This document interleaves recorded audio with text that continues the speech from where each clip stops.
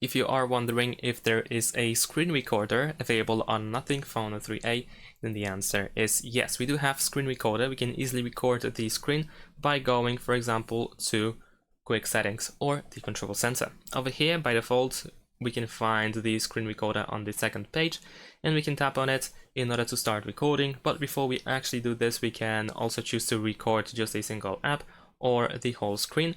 You can also choose the audio if you want to record the phone audio or the microphone or both.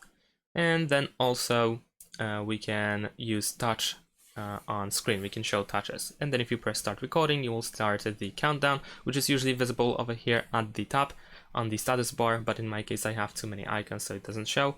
But over here, for example, in notifications, you can see that the screen is being recorded, and we can stop over here by tapping on stop text here or by going back to Quick Settings. Thanks for watching, leave a like and subscribe to my channel, and see you in my next videos. Bye!